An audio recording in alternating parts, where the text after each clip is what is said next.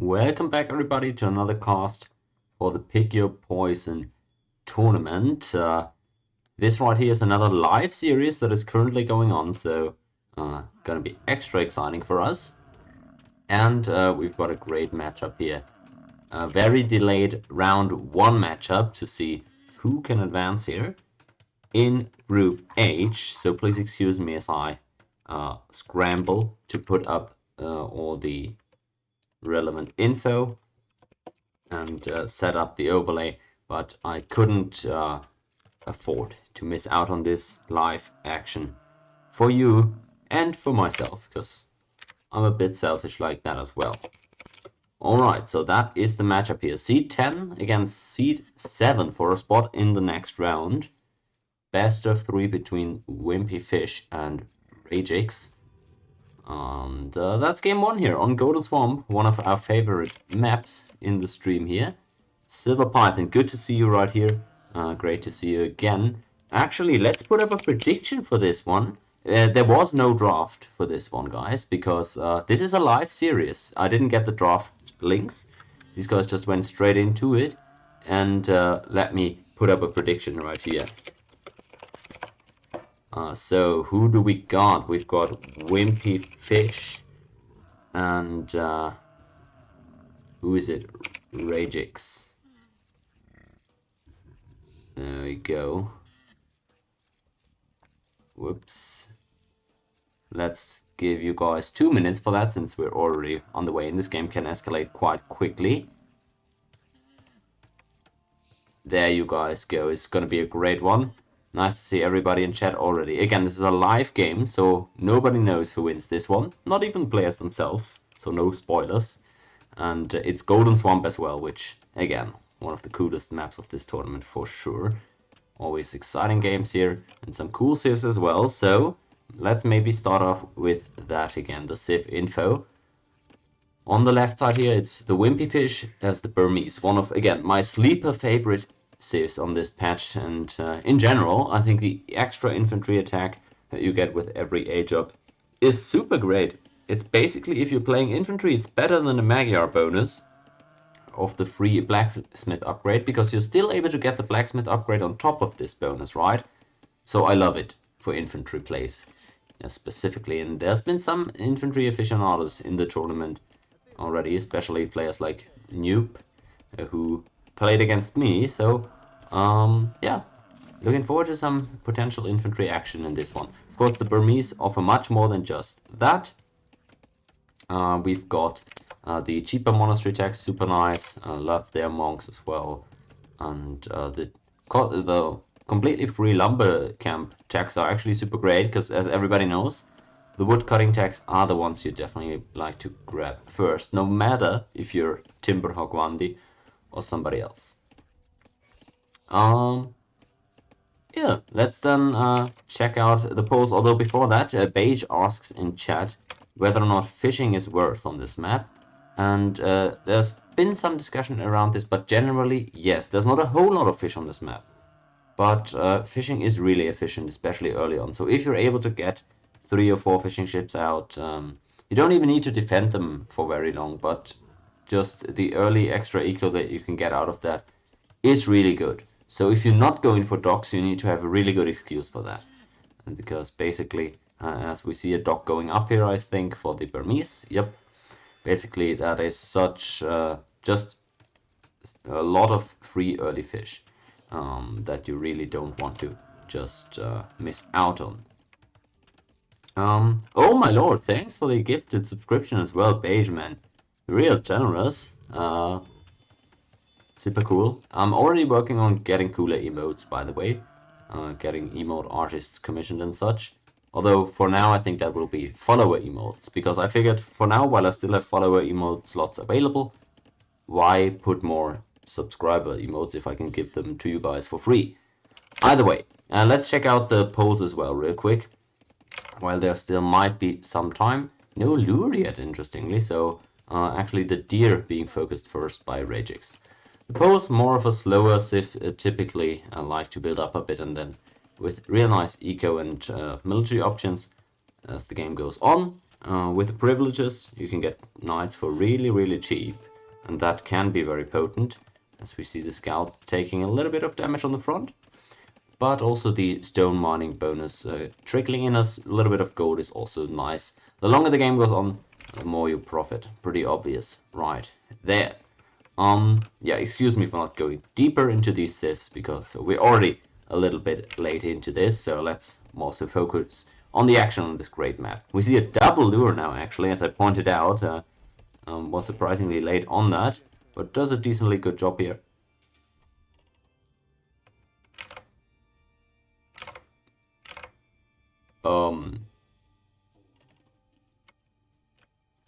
Capture H just crashed. That was super weird, guys. I'll use the AOE client for now. I'm not sure what actually happened there. I've never had Capture H crash on me like that before. So let's see if I can actually get it back underway. But for now, let's check out. Well, let's just make do with what we got here. Oh no, no, no, no, no. No, why are we speeding up? I don't want to speed up. I want to watch a little bit delayed.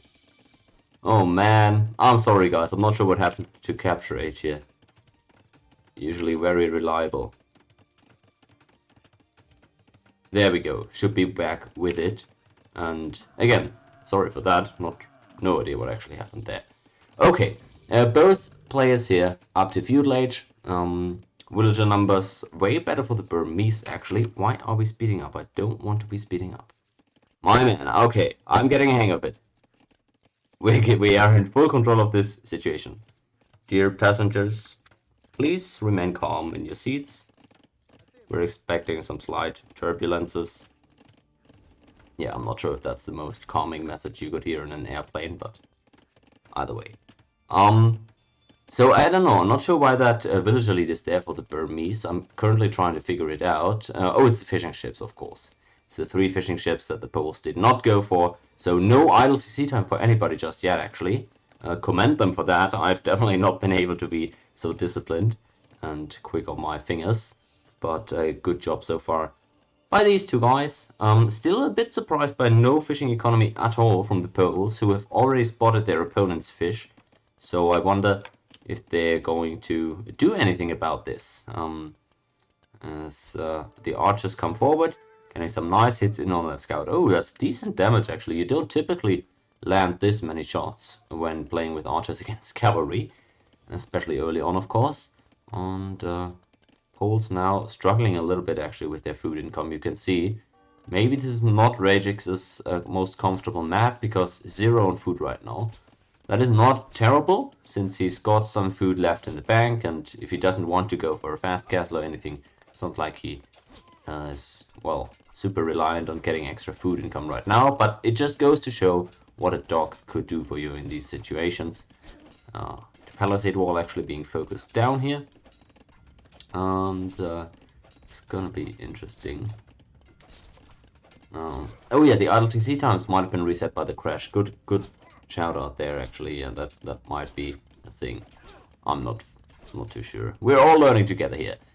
Fast castle does come out for the Burmese. Was already quite probable after seeing those super conservative walls here. And Ragix so far not able to break in here actually. Has quite a lot of archers here, and thus is going to get up to castle age way later. Couple that with the fact that he doesn't have any fishing ships, I would say this early game is going really good for our underdog so far, and just barely able to get that villager away. 1 HP, the classic, we've all been there. And that loom saving him there, but slowly, though surely, Ragix is going to break forward here. Yet more archers coming in there, so he's not letting loose here, and he's really investing into this. Let's see how Burmese try to deal with that. These houses are not going to be the answer, I don't think. Unless you want to migrate the entire wood economy up north. That is not going to stop the Poles for long, I don't think. As the houses go up, and in come the archers. Getting some shots, but no kills so far, so I guess... I really think you should just go through here. There's nothing stopping you from walking through here. Like, you take 2 salvos from the town center, at worst you lose like 1 or 2 archers, There's zero military for the Burmese. Now you can't walk through anymore. So I think he kind of missed his window there, gave a little bit too much respect, for my liking, to the one tile here that was cut off. And now he's walking through, alright. And you can see it's really not that bad. I mean, okay, again, now it is worse than before, but it's really not that bad to tank a little bit of town center fire if the enemy has zero protection for their eco. But now Castle H is in already for the Burmese, and they're going for the town center drop. That's going to go up safely, maybe losing 1 or 2 more wills in the north, but he's still in a fine spot, I would say. Can't access a big part of their eco right now, but either how, got a second town center up and running, still some food left in the bank, and with the fishing ship, should be quite possible to sustain double villager production for some time at least. So I'm not, yeah, I don't think this is a horrible spot, despite now being behind quite a bit in eco. The pool's still not on food, or still not on fish, still not up to castle, so they really need to do some more damage, I feel like. 5 villager kills is good, but it's not going to make up for the huge investment into archers and the opportunity cost of not going for the fishing ships. That's my main complaint here, of course. And out go the archers now. We'll see how clean the transition can be for both these guys. Heavy plow already for the Burmese might be a little bit over the top. Oh, Silver Python, you're actually the opponent of the winner of this. I didn't realize, but that's super cool then for you. I mean, you're getting some free scouting intel here. So we'll see which of these guys ends up being worthy for that matchup. Bracket H here, so everybody playing in this one better than me, definitely. Still fun to see what these guys do better than me and what maybe they can even still improve on. Castle H now on the way for Ragix. It's going to get there after all, although quite delayed, and for my liking, a pretty rough spot. I do not envy this position. It is just, quote-unquote, the neutral map, but game 1 massively important in these series, of course, because if you don't win this one, you're going to need to win your opponent's home map.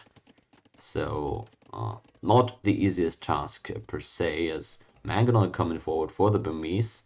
Love to see it. Get the Mangonel emotes ready, guys. Mangonel, that's right. We've got it going here. The push and no military at home actually for Ragix to defend against this is quite audacious to go forward with a monastery when you know the opponent still has some archers and his scout, but okay, I'm not sure you need to actually tank the TC fire, but he's definitely establishing dominance right here. Wow, he's in real trouble, and again, back through the town center we go. I'm not sure this Mangala got the biggest value, but forced a lot of idle time, and you can see the worker efficiency in the last minute plummeting here for Ragix. Not sure we need to go for the quadruple town center boom, all within like 4 square feet. This is a bit much for my liking and very condensed, but never mind. He agreed, the quadruple town center boom just wasn't it. So he goes for the penta town center boom. Alright, I mean, this guy loves his TCs, I assume. He's got a lot of farms down already, I guess, and with the heavy plow, I guess now we see why he went for that, don't we? My goodness. This is definitely a boomer. That's all we can say for sure right now. Some cavalry versus navy warfare there, getting broken up here. Still, finally some knights out. Maybe Ragix can do some damage with that, but at this point it's looking super rough. He's just got out to Castle Age. He's already down 25 villages, and the opponent has 5 times his town center, so I'm not sure he's going to be able to keep up. This is definitely an open investment by Wimpy, I feel like, into eco, but it doesn't look like he's going to get punished for it at all this far. And with the enemy investing into knights, low numbers especially, you're super grateful for that if you're playing Burmese, because you can just make some monks, even going into pikemen here, very disciplined play here, not cutting any corners in that regard. Some people would just try to get out 1 or 2 monks and hope they're fine, but going into some pikemen is definitely a decent idea. Also respectable, actually respectable low idle town centers time, despite having 5 of them here for the Burmese. Pretty good villager production. Already up 30 here. And I'm not sure Ragix is going to be able to recover from this one. Mate, I have rarely seen this, I gotta say. I would go the Knights now. Man, it's a rough look here for him. It looks like maybe really not his most comfortable map. Didn't go onto the water. Doesn't clean up the enemy's water. And is also not really able to make a push here. But I gotta say, this is really interesting play from the Burmese. I love the very disciplined fast castle. Minimal investment into water, but gaining maximum value. That's exactly what I suggested to Beige earlier. Just 3 fishing ships, not a lot of investment. If the enemy invests a lot into cleaning up your finishing ship, that's totally fine with you, because the biggest bonus that they get you, you will already have collected by the point that the enemy can clean them up. Some knights still around, so another villager pick comes up, but really a 7-1 eco KD does not make up for the fact that yeah, these 2 ecos have developed so differently. Even more military upgrades coming in for the Burmese, so their pikemen are going to be tough not to crack for Ragix's knights, who well, he's trying to go for a forward castle right now. I'm not sure he's going to have the military to actually force this one up.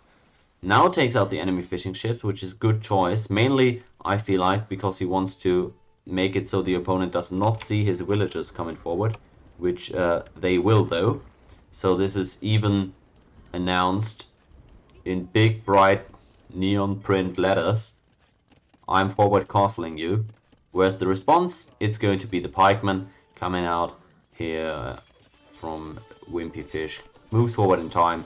I'm not sure this castle is going to go up, and I feel like the game might collapse on this one. We'll see though. Does a decent job actually walling out the enemy pikeman. That is really nicely done.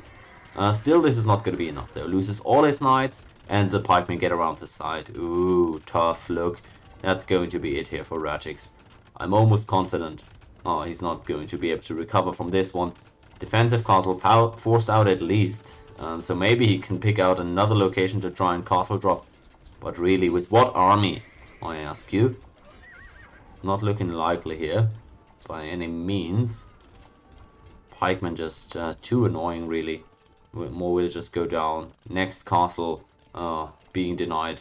It's just not going to happen for Ragix in this one, I don't think. As his villagers corner the poor lone pikeman, who maybe waited out a little bit too far here. Actually going to... Man, what a 1v9 effort here from this guy. This guy is doing some heavy lifting there. With the pole, against the poles, actually. That was... Man. Unintended, but pretty decent. And even the knights now. He's just not able to adapt because he doesn't really have the eco to really go into anything else, I don't think. Just fletching. Maybe could go into some archers here, but let's face it, down 50 eco. Yeah. I like the fact that he's trying different stuff, right? He's tried the forward castle, he's tried the knights, he's now trying a town center in the middle. But really, Wimpyfish has been merciless with him. And with the 6th TC, oh no, actually it's still 5. It's another castle. Oh, alright, with the 2nd castle coming up.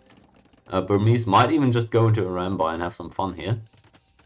We'll have to see it. The defensive castle as well for the Poles now. Maybe just to get the privileges or something.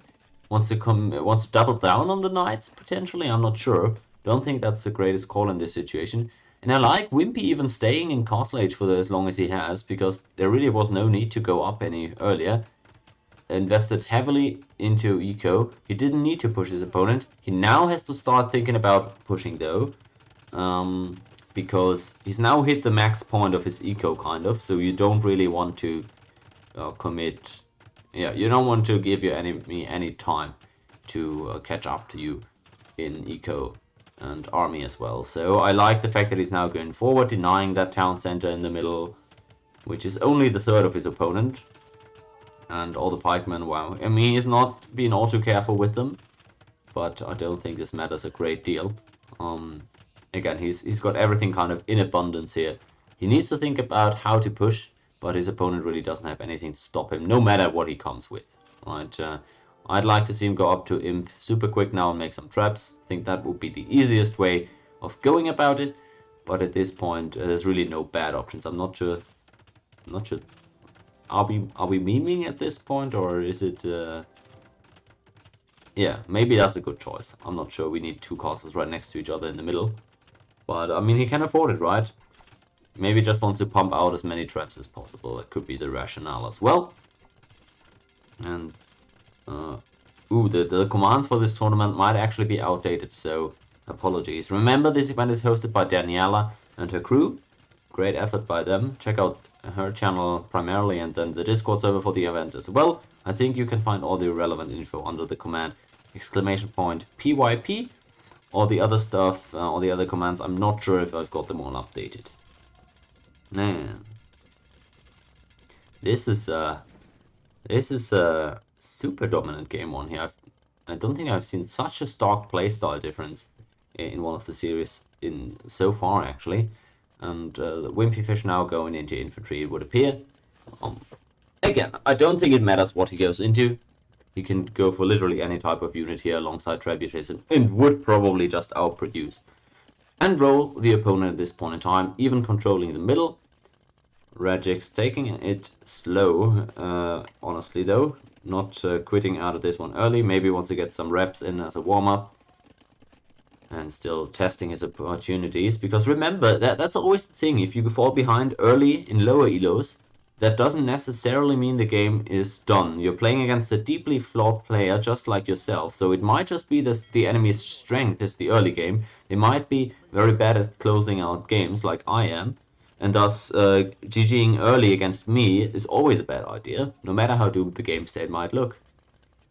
Another attempt at I don't like this castle. This doesn't pressure anything, but it also doesn't secure anything for the poles, so kind of a random castle for my liking, and likely not going to go up again, as we see some Rambai for the Burmese, but it looks like mainly still pikemen and trebuchets probably, I would assume. Both these guys kind of simultaneously arriving in Empire, I guess, but with heavily different approaches here. We see the forward here, the O-Books, but I'm not sure they're in the greatest place right now. The castle going to just barely get denied, isn't it? Oh man, that's the cherry on top. That's the insult to the injury. Ugh, you hate to see it. GG called finally by Ragix. Man, he didn't even do that badly, right? I didn't like the opening without fish. I liked the archer push. Bit indecisive there, should have tanked the town center while it was still very forgiving to do so. But honestly, not a bad effort. His opponent just super heavy into eco, and he played right into his hands with that kind of half-hearted push. So Burmese take the victory here, and Wimpy Fish goes up 1-0. The underdog win, if we go by the letter of the law. So let me just quickly get the transition into game 2 going, and of course also give you guys the prediction result, which was Wimpy Fish winning game number 1. Of course, there's still 1 or 2 more games to go. I did receive the next game's code, so let's waste no time and try to load that one up. I'm not sure if the spectator delay is already expired with these light delays that we've been working with here. Trying to get this one going, but yeah, might just take a minute or two to transition here. It was a really exciting game one, man. It's not the type of player I was used to in this tournament so far. And it would appear we need just a couple more seconds until the game actually gets going. This game is going to be on Arabia, and it's going to be Celts against Franks, apparently. So let me put up that prediction already, potentially, so we can, so we can get into that as soon as possible. It's looking like it's going to be Celts versus Franks. Real nice saves there. Love those. I love to see it. Always love to see Celts, to be honest, but can't complain about Franks either, can we? All right, it's gonna be Franks versus Celts on Arabia. Just as I said, hold on there while I set everything up, and then we can get going with it. Everything looking good. So that is the home mat for Ragix, I suppose. It's going to be on Arabia. Yes, here we go. Game 2 between these two guys. I'm putting up the prediction here. No worries, you're going to get your gamba in. So it's gonna be game 2 winner, Wimpyfish on Celts versus Ragix on Franks. Historically also very interesting matchup. And I'll give you guys 5 minutes for this one because we're kind of earlier this time around, and it's Arabia, so I also don't expect it to escalate super quickly. And there we go then. That's our second map. Might be the last one of this series unless Ragix can turn it around here on his home floor and force a decider. So far so good though. Let's dive into the civilization overview then. They are quite close again, I fully agree with that, which might favor either of them, honestly, depending on how they play this one. On the left side, we've got Ragix on the Franks. Pretty much everybody knows this civ. Well known for the berry gathering bonus for the cheaper castles, but also for the extra HP on the cavalry, starting in feudal age. Potent scout rushes, potent knight rushes. Really nice civ that a lot of people enjoy playing on many maps, but really can't go wrong with them on Arabia, especially in low elo. I don't think a terrible civ for this level of play right here in any circumstances. Cheaper or faster working stable and imp can also really ramp up the cavalier and paladin spam, so Franks at all stages of the game are forced to be reckoned with for sure. I personally loved throwing Axeman before I ever even knew of multiplayer H2. That was my favorite civ and my favorite unit, because I mean, how could you not love that? But I found out in actual serious gameplay they don't apparently see a lot of play. Either how. On the other side we've got the Celts for Wimpyfish. He's well, hopefully happy with that choice, because we, of course, these guys can't pick they pick their own civs, but they can't decide which civ they're gonna use on which map, obviously. So I hope he's got something in store for us. Celts is a civ with a lot of potential and power to their punches, so to speak, but it can be a bit tricky to make work. And well, you just must not be caught off guard by the Frank timing windows. The super potent scout rush and knight plays that I've mentioned, you've got to have answers for that, or be the one to strike first. He's actually housed right now, Wimpy is, and thus puts in Loom here for a second. But still, we've got the lumber camp for Wimpyfish right up there. And lumber camp only coming out now actually for the Franks. They wanted to get on early out onto those berries and actually started chopping the lumbers. Good attention to detail by you guys. Finishing up on the Quails quickly. Faster firing siege is super strong. We've all seen the clips with the onagers or with the mangonels guys. Faster moving infantry can be the key here though, because maybe you're going to be able to make some infantry stuff happen before the opponent actually gets onto you with scouts. Always an option, and since the Franks are not expected to go into archers, maybe that is a decent early opening strategy as well. Good enough though. Maybe just to mention, the new bonus for the Celts is the healing effect that their castles have in the area around them for your infantry. So maybe we're going to see that at some point in this game, which I would love to, because I haven't really seen that effect competitive games just yet. So let's focus in more onto the action here. We've got the idle TC a bit higher for Wimpy. He's had to put in the loom, as we saw as well. So thus 1.5 villages behind of Ragix right here. You don't love to see that. That might make his timing windows more difficult. Luckily for him, the Franks have kind of walled off the wrong side of the map so far. Still very open at home. So, yeah, you could still make some magic happen there, but it doesn't look like Wimpyfish is actually very interested in getting out onto the map early, just walling so far himself, and no barracks just yet. They're just steadily still stacking up some more villages, and Actually, a little bit surprised. Would have expected them to try and strike first in this one. But maybe they're just going to go for a standard defense there with some spearmen it is, and then try and see if they can manage the Frank attacks that way. The Franks, as you pointed out, went for the mill first, so really heavily leaning into food here. Can't blame them. I mean, it's Franks with the berry gathering bonus and such. Up to feudal age first as a consequence of that, maybe, but their opponents here on the east side are also well on the way already at this point, so they're not going to be that mad about that, I don't think. I like the closeness here in our prediction in chat. Looks like we are very much 50-50 here, so love to see that. And I agree, these wells are very early for both, and I'm very surprised about that. Ragix actually walling the entire area around him, other than the part that is opened towards his opponent. If we look at his vision, he doesn't actually see the opponent yet. Oh no. Yeah, he misjudged where the opponent might be there. Tried to go north, didn't quite spot him there, and then wrapped around to the west. Now is going to be big time confused and might only now figure out that, hey, might have missed my opponent there at the first go around. I can definitely understand that the two most common places for your enemy to spawn at, if you're spawning in Ragix's position right here, would be in the very north or in the northwest.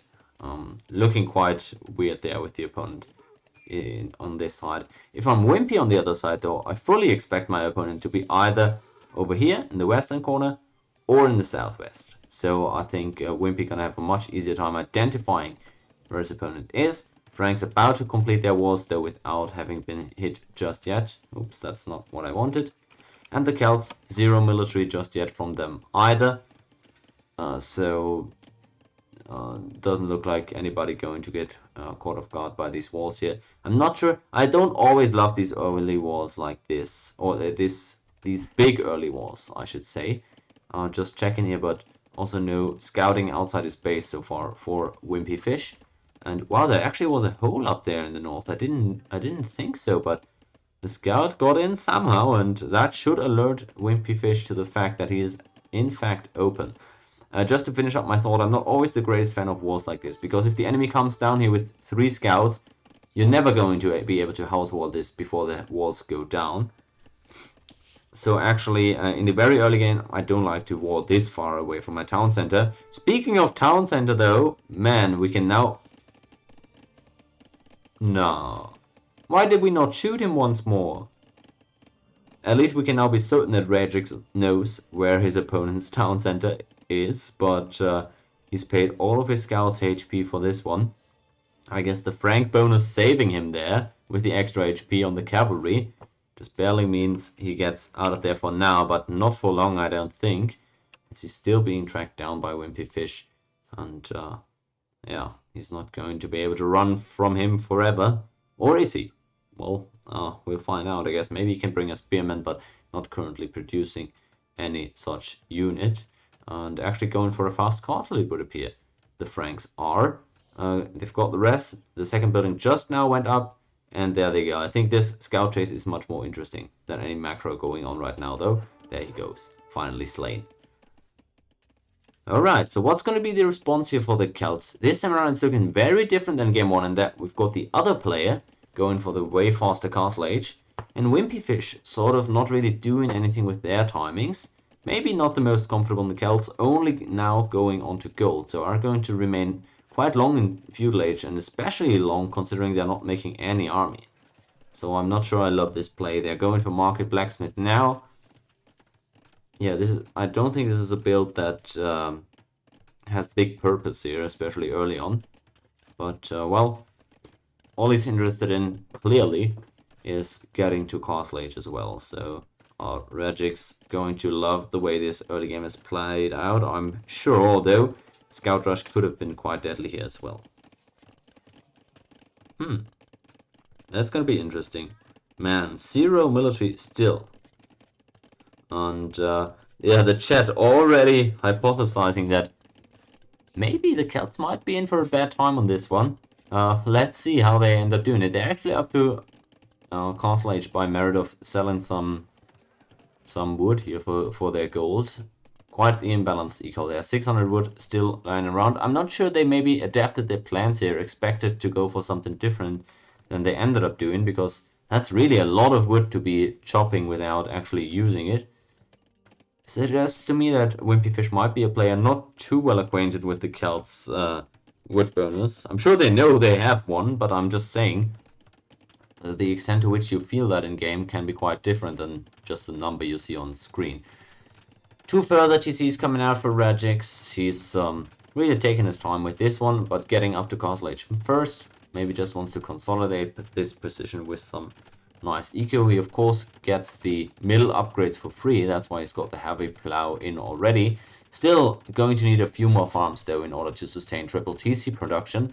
So he's going to be busy with getting his eco on the feed here for a while, and that yeah, would theoretically make himself vulnerable, but the Celts, being as late as they are, going for another very interesting layer of wars. Wonder what the attempt of a play is going to look like. Yeah, I don't think they've actually spotted the town center here. At least it wouldn't appear so. Maybe now on the way back, it's going to be finding out about that one. Yeah, okay, so they now know there's been at least one town center added. What's going to be the response there? It's looking like a forward. Alright, I like that. I mean, that's really the thing you gotta do at this point. You know the opponent's been quicker to castle, had the smoother fast castle. They've got at least one town center added already, so you gotta do damage now. I don't think you're gonna be able to catch up to Franks just trying to boom behind them. So we're going in there. A lot of people in chat here questioning the validity of the Celts strategy, or maybe even of both players' strategies right here. And we see 2 monasteries, 2 siege workshops, and the barracks forward. I'm not sure you actually need 2 monasteries here, but actually you always kind of expect some knights there at this point from the Franks.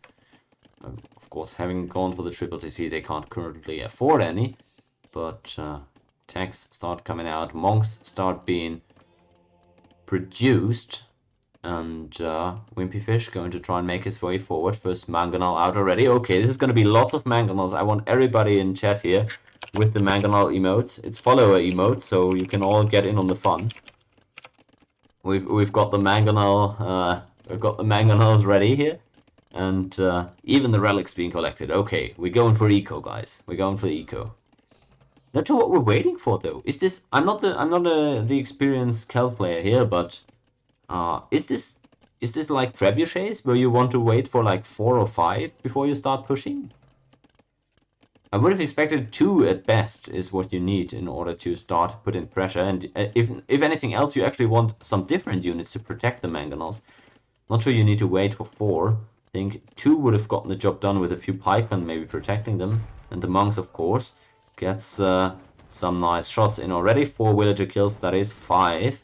And the TC starting taking damage. That's going to be going down surprisingly quickly. We're now going to see if Ragix is familiar with this strategy and what to do about it, because still they have not added any military. Knights would be really effective here, but as the monks start becoming more, and as potential pikemen might be coming out as well, though they aren't yet, the only response so far is the attempted repairs on the town center, which is not going to yield any rewards. Now, the Celts are in at this point, and this could be a deadly push, because still no military even queued up for the Franks. We've got 500 gold, and the response is a castle for now, which is going to protect a rather large part of their eco, but they've already lost a lot of villagers, and this could be the montage. Oh! Oh man, this was pretty discouraging. At this point, it's looking again really rough for Ragix here, deleting the castle and probably trying to put it up somewhere else. Finally, the knights start coming out, but man, that was a lot of time coming, and I gotta call into question if wow, that was a quick conversion. Man, insult to injury here. Ragix. He's actually calling it at this point. Man, that was a rough series for him. The poor guy. I gotta commend him for actually making the time to play the series here. when everybody thought we would just call it. But that was brutal to watch. Both of these games in so different ways. Actually, brutal domination there by Wimpy. I gotta say it. I liked Ragix's strategies at times, but I don't think he read the game states correctly. And not expecting this Celt push is a bit questionable for me, because that is what the Celts are gonna do, really. Both these guys really not going for early game military. Might have lulled Ragix into a false sense of security here. But man, what a potent Mangonel push here, completely catching the Franks off guard. And that would be it for our live series here. That is Wimpyfish moving on to the next round, and Ragix unfortunately going out here, but was still really entertaining to watch. Really diverse set of games here. Oof. That is scary, man. If I'm the next round opponent of Wimpyfish, I might be looking at this gameplay here and seeing, wow, this guy really does it all. On the Kells, on the Burmese. There is weak points, definitely, but if you don't hit those timings, you might just have to prepare to get rolled. Great to see everybody in chat here, really. Nice to have such a big discussion going. I'm going to be casting one more series here, actually. I've got one more series prepared. I see Brown Hope in chat, so actually let me see if I've got, because I've got a couple of watts downloaded already that I can cast after this one here. I wasn't intentionally, I wasn't intending on actually casting Brown Hope today, but since he's here in chat right now, I figure why not just cast his series next, right? Again, I'll end the stream here really quick, just to cut it for the YouTube VOD, and I'll put it up right away again with the next series that I'm going to cast, which actually might just be Brown Hope's series, since I see him being around right now, and it doesn't really matter which order I take this series in, does it? So that would currently be my idea here. Thanks everybody for coming out. This was a pretty cool series. But let's now get into the next one. Congrats to Wimpyfish for moving on, though.